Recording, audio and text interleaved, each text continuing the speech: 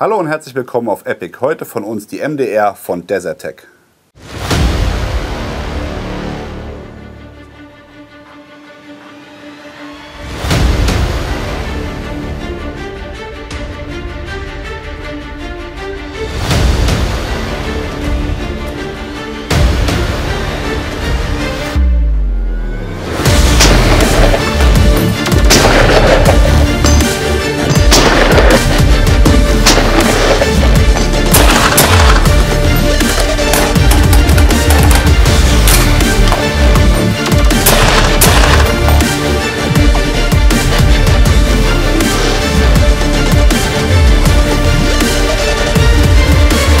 Und das war's.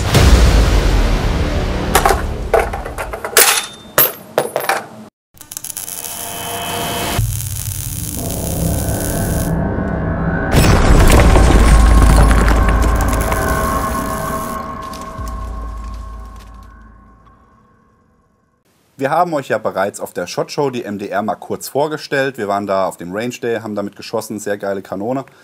Jetzt sind wir froh, dass wir hier mal in Deutschland sie mal wirklich in aller Ruhe testen können. Da bin ich hier mit Marcel. Hi Marcel. Grüß dich, hallo. Marcel gehört hier das Schießkino Hitpoint. Das ist in Steinbach, Nähe Frankfurt. Und was macht denn Hitpoint so besonders? Oder beziehungsweise wie ist die Verbindung von Hitpoint zu Desertec? Ja, Hitpoint ist einer von 3 lizenzierten Desertec-Händlern in Deutschland. Und außerdem das Testcenter für alle Desertec-Waffen hier in Deutschland. Das heißt, jeder, der irgendeine Desertec schießen will, sei es die MDR oder auch die Scharfschützenvarianten, HTI haben wir alle hier.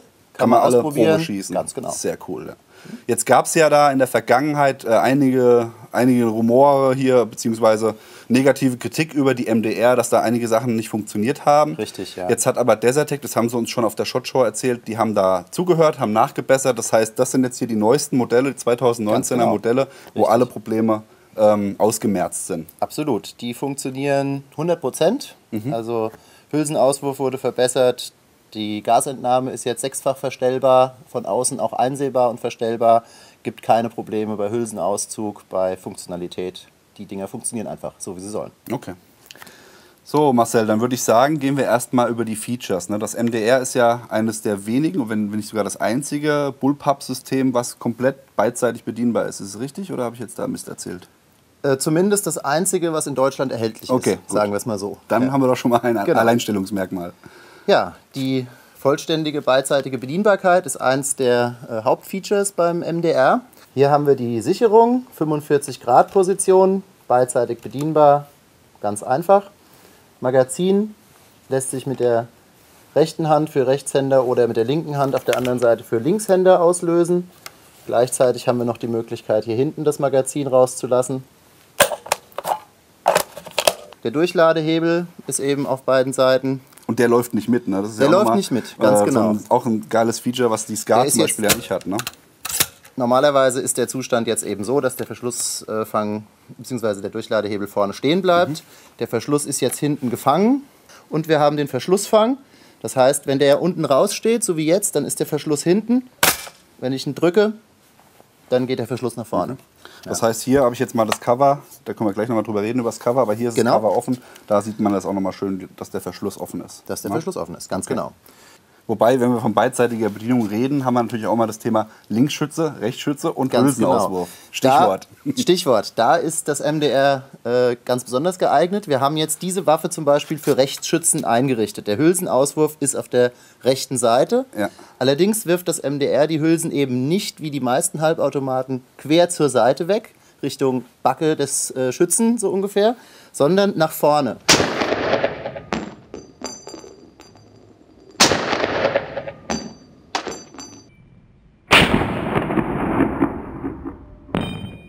Hier sieht man so einen kleinen Hebel, eine kleine Klappe. Wenn die geschlossen ist, ist sie für Dreck eben besonders unempfindlich, so ähnlich wie bei einem AR-15-System eben auch.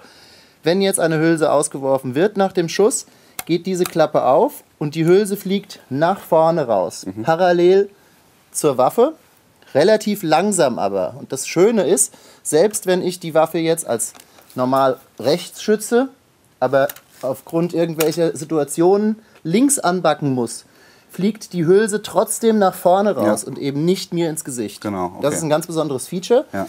Wenn ich jetzt ein echter Linksschütze aber bin, dann kann ich die Waffe innerhalb weniger Augenblicke auch auf eine echte Linkswaffe Genau, du hast ja hier umbauen. diese Leerblende, ne? Richtig. Rechts auf links Schützenmodus umzubauen, muss man nur hier hinten ganz einfach die Seitenklappe abnehmen, die von der anderen Seite einsetzen und dasselbe auf der anderen Seite eben auch nochmal. Fertig.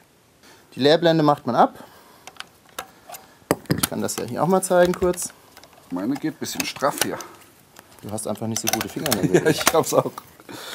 So, man sieht das jetzt hier. Ich bin schon fertig. Oh, ich bin zu lahm. Man sieht, du hast ein bisschen mehr Erfahrung mit der Waffe. Mag sein, ich bin ja auch Fachhändler. Nee, meine geht nicht auf. Mach mal du. Weißt du, woran das liegt? Das Magazin, der Verschluss ist noch hinten. Ah, natürlich. Ich habe mir gedacht, ich guck mal, ob du es selbst merkst. Nee, aber kein Spaß. Wir haben die Waffe jetzt als echte Linkswaffe eingerichtet. Das heißt, ich weiß gar nicht, wie man die links hält. So, ja. Und jetzt sieht man also, dass da der Auswurf auf der anderen Seite tatsächlich ist. auch auf der anderen Seite sind. Ja, sehr geil. Geht ruckzuck. Kaliberwechsel ist auch so eine Sache. Wir können den Lauf und den Verschlusskopf tauschen. Das geht ruckzuck. Dann können wir die Waffe umrüsten. Das sollte man vielleicht gerade nochmal erwähnen, für die das USA-Video nicht gesehen haben, beziehungsweise die MDR nicht kennen. Das ist also eine Multikaliberwaffe. Also wir können hier von 223 auf 308 gehen. Da gibt es noch andere Möglichkeiten. Ganz genau. 300 Blackout Genau, gibt es noch. ja.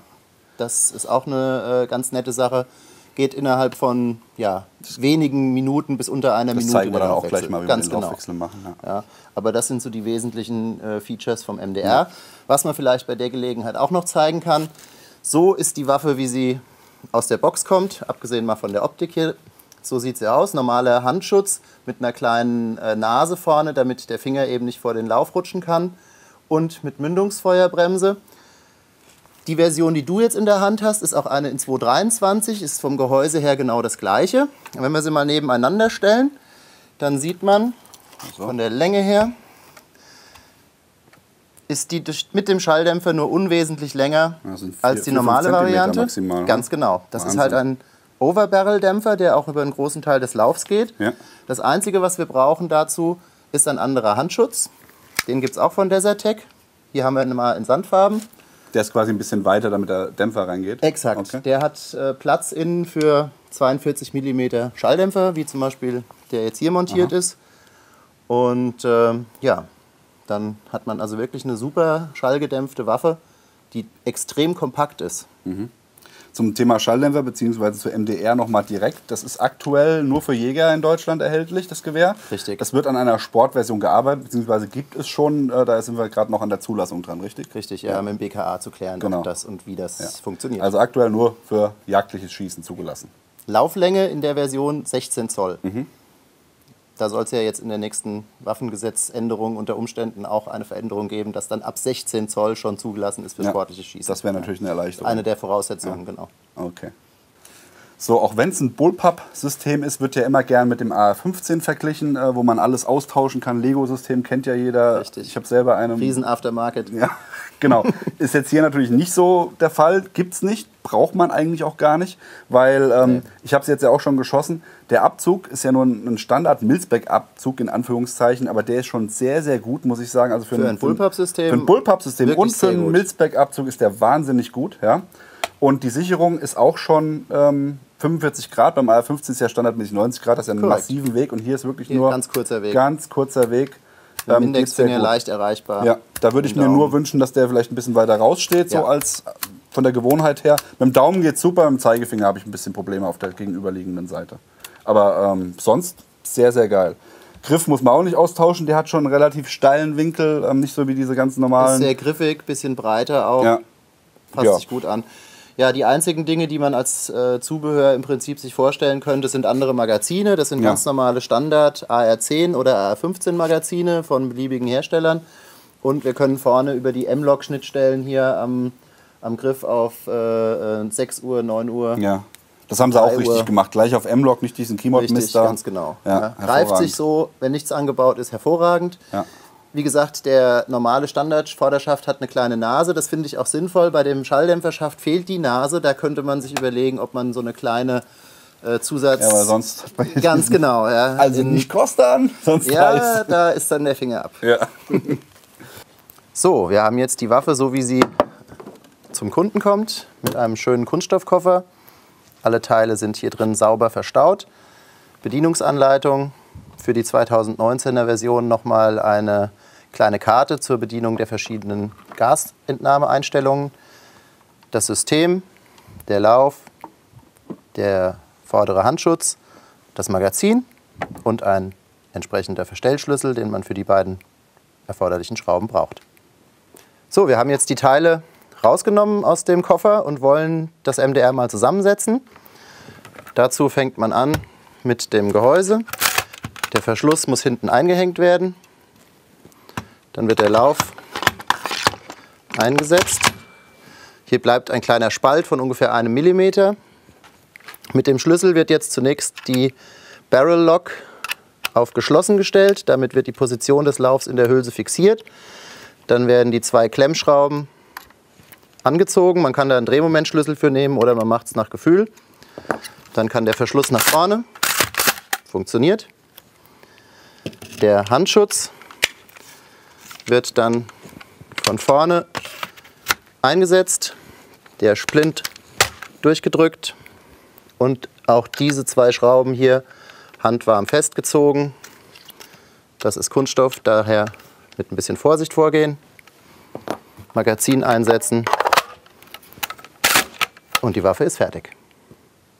Wir haben noch die Möglichkeit, einen Single-Point-Sling anzubringen an eine der beiden QD-Aufnahmen hinten am Hinterschaft, entweder rechts oder links. Ich zeige euch jetzt noch einmal den Kaliberwechsel. Die Waffe ist momentan eingerichtet für 308. Wir werden sie jetzt für 223 Remington umbauen. Das erste, was wir machen, ist den Handschutz abnehmen. Anschließend wird der Lauf ausgebaut. Dazu muss der Verschluss wieder hinten sein.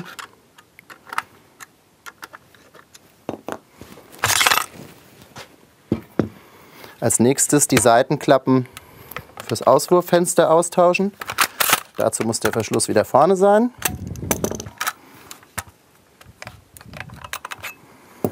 Dann gibt es hier und hier 2 Pins. Die werden rausgedrückt.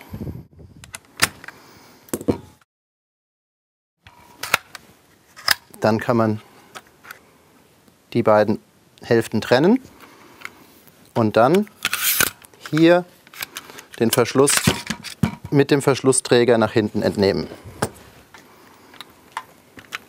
Um jetzt den Verschlusskopf auszubauen, ist das System so ähnlich wie ein AR-15-System ausgebaut.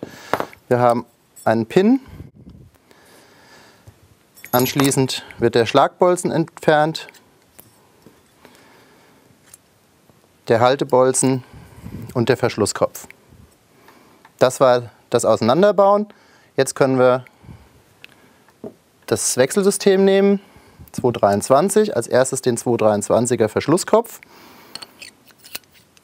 einfügen,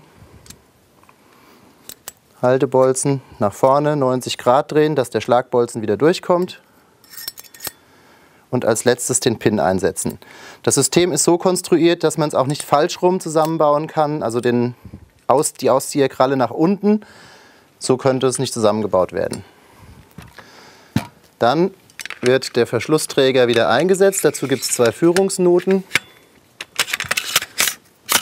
ganz nach vorne, wieder zusammendrücken. So, dann werden die Auswurffenster wieder eingesetzt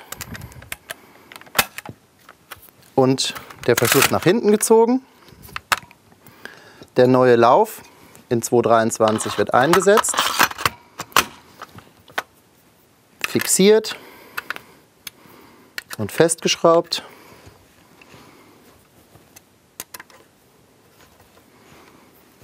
Anschließend wird der Handschutz aufgesetzt. Ich nehme jetzt in dem Fall einen Handschutz für die Verwendung mit dem Schalldämpfer. Auch wiederum fixiert. Und als letztes kann der passende Schalldämpfer noch aufgeschraubt werden. In dem Fall für 223. Das Einzige, was jetzt noch erledigt werden muss, ist der Magazinschacht Spacer eingesetzt werden, damit die kleineren AR-15 Magazine funktionieren.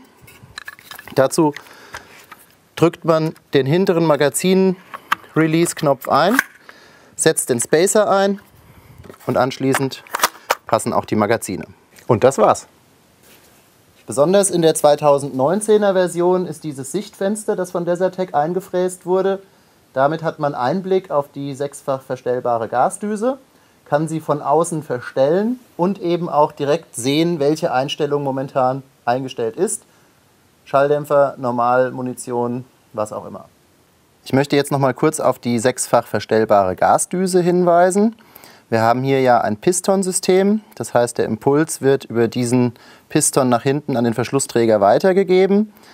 Das führt dazu, dass der Verschluss selbst deutlich weniger verschmaucht und verdreckt.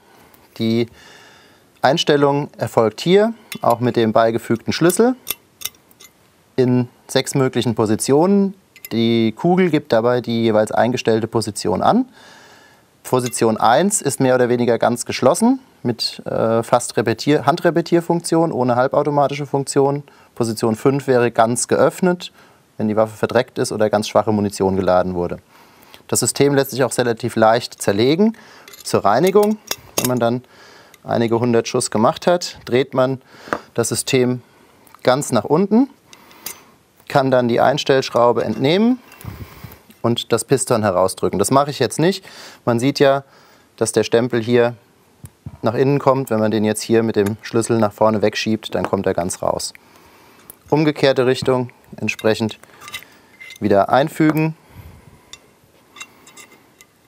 Die Schraube mit den Delta-Ringen ein bisschen zusammendrehen und dann kann man sie wieder hier entsprechend auf die Position bringen, die man braucht. Das war's. Unsere Zusammenfassung zum MDR von Desertec. Wir haben hier ein modernes, halbautomatisches Bullpup-System, voll modular, lässt sich komplett umbauen, wie man es braucht. Man hat einen Kaliberwechsel von 308 auf 223 oder 300 Blackout mit relativ wenig Griffen und relativ wenig Austauschteilen. Wir haben komplett beidseitige Bedienung, super verarbeitet und auch ein sehr gutes Trefferbild. Also sehr, sehr geile Waffe. Marcel? Hast du noch was hinzuzufügen? Oder hab ich noch irgendwas vergessen? Was die Bezugsquelle. Die Bezugsquelle, natürlich. Also ihr bekommt das, wie gesagt, hier bei Hitpoint in Frankfurt direkt. Die Seite blende ich euch unten ein. Möchtest du noch was zu Hitpoint sagen dazu? Alles auf unserer Homepage. Genau. Schaut rein. Und wie gesagt, ganz wichtig, Testcenter hier. Das heißt, kommt her, probiert es aus. Ausprobieren. Das ist eh das A und O, wenn man eine Waffe kauft. Ja, ausprobieren geht über studieren. Ja, wenn euch das Video gefallen hat, lasst ein Like da, abonniert den Kanal, denkt daran, die Glocke zu klicken, damit ihr über neue Videos informiert werdet. Und dann sehen wir uns beim nächsten Mal. Bis dann. Macht's gut. Bye, bye. Ciao.